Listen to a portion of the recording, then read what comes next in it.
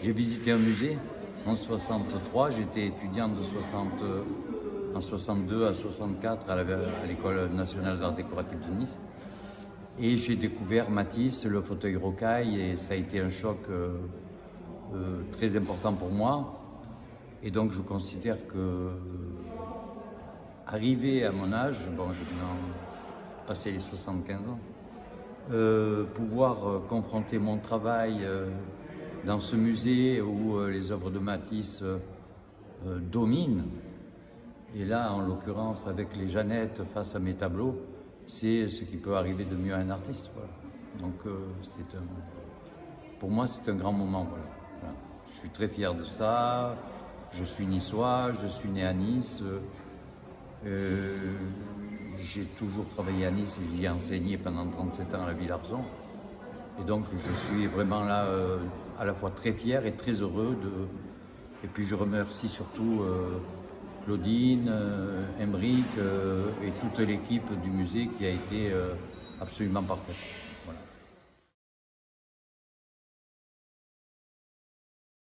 J'ai initié ce travail, bon, c'est la suite de pratiques diverses qui sont toujours dans l'esprit de ne plus être dans le face-à-face au tableau comme la grande peinture de Chevalet nous l'a appris, et c'est-à-dire respecter ce que la pratique induit.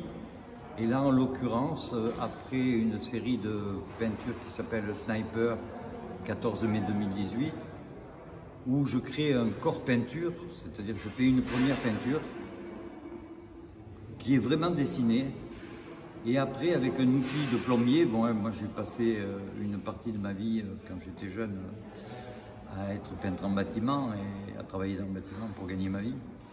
Et j'ai trouvé un jour, comme ça, un peu par hasard, cet outil de plombier, et je l'ai trouvé formidable. Et donc, c'est un outil pour déboucher les chiottes, quoi. Et qui se règle, la pression se règle, et on va de 2 à 10 bars de pression, et j'ai trouvé que c'était un souffleur extraordinaire. Et puis c'est aussi un peu un hommage à mon ami Roland Flexner qui a travaillé le souffle d'une autre manière, lui avec la bouche. Et donc voilà, j'ai initié ça. Donc ce corps peinture est explosé comme un corps est explosé par la balle d'un calibre 50 d'un sniper. Donc voilà, ça a été initié, et donc c'est le titre de la série 14 mai 2018. Le jour où Trump a déplacé l'ambassade des États-Unis à Jérusalem, et où il y a eu malheureusement 58 morts tués par arme à feu, par des snipers. Et bon, donc j'ai développé ce travail parce qu'en fait, le processus consiste surtout, après avoir fait cette peinture comme un corps, voilà, c'est la peinture qui devient un corps, et ce corps est explosé. Et là, ce qu'il faut, c'est régler à la fois la pression, la distance de tir et l'angle. Et en fonction de ces 3 paramètres, un dessin se crée par rapport à ce corps peinture initial.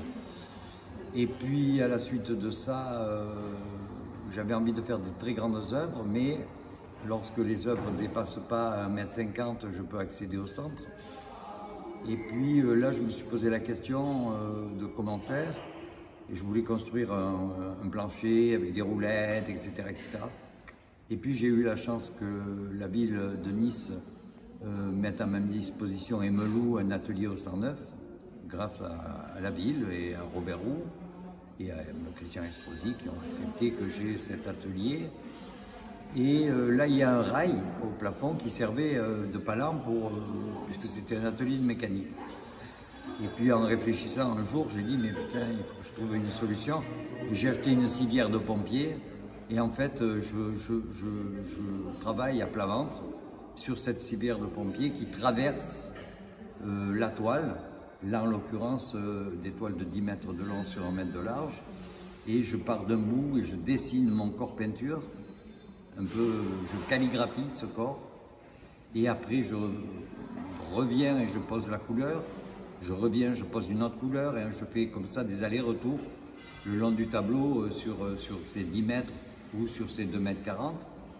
Et puis ensuite, en dernière instance, j'explose certains endroits pour avoir un dessin particulier et un mélange des couleurs. Bon voilà, tout ça, ça se règle par une pratique qui a été des centaines de dessins préalables en fait. Ça a l'air très simple, mais quand on a fait une ligne, il faut faire l'autre, il faut que tout fonctionne et fonctionne du premier coup.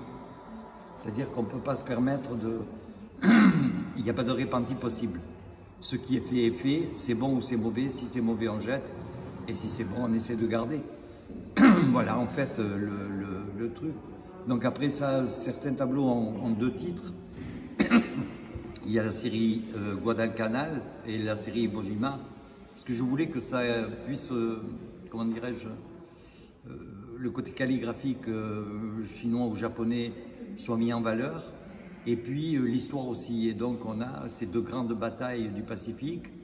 Et puis pour Iwo Jima, c'est le moment où on a cette image où on dresse le drapeau américain au sommet de la colline et qui renvoie à Trump et au déplacement de l'ambassade.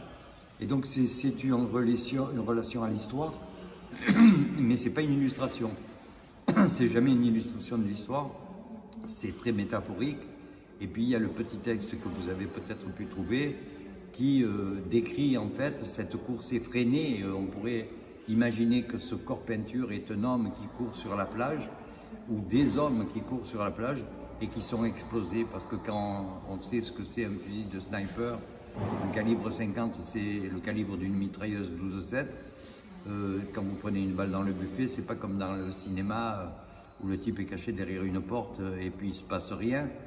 C'est là, vous avez les bras qui partent d'un côté, la tête de l'autre, et ainsi de suite. Et donc la description du texte est un peu ça. Et après, nous avons réalisé avec mon fils et Thierry Chiapparelli, mon assistant, ce petit film qui montre le process d'une manière très simple, en 2 minutes, qui illustre un peu le propos. Voilà. En gros, je vous ai raconté